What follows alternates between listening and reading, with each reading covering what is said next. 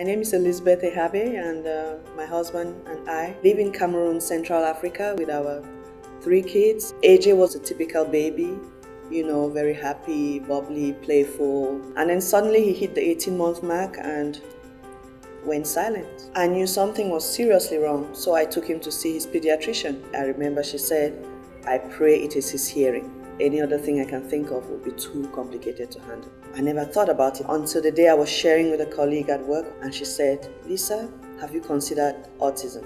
And I went into panic. I started reading up on it and everything. I made plans to travel to the United States to come have him, see a pediatrician, because we didn't have any in Cameroon. So AJ and I were able to travel here and go through evaluations with a developmental pediatrician in Virginia, who told us that he didn't have enough markers to be diagnosed as autistic, so we'd have to bring him back in a year or so. So we registered him in a regular preschool, and I still remember his first day, AJ looking so lost. So it was heartbreaking, but I knew then that God must have some other thing in mind.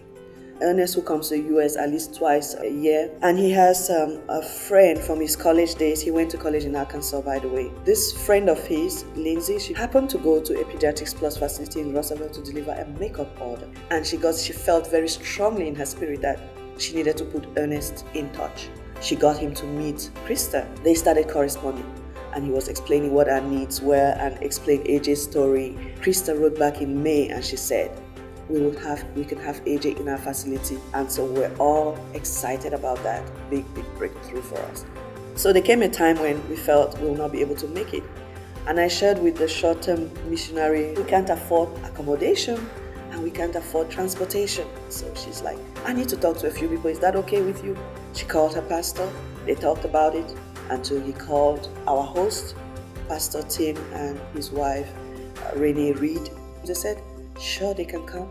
They can live with us. It's been incredible, but it's been God's hand. And since we've been here, AJ has received all the therapy evaluations. He has a lot more words. He's interacting more. He's responded so well to routine. His speech is clear. He speaks with confidence. The other day I was talking to my son in Cameroon. AJ came on the camera and he's like, AJ, how are you? And he said, I'm fine.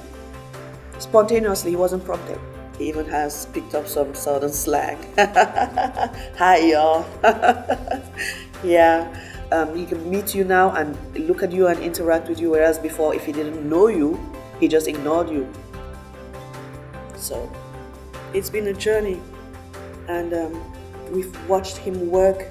We've watched him work step by step, and we have learned so very much. We have a curriculum that we can take back with us and adapt to our context that we're going to be able to use for the kids.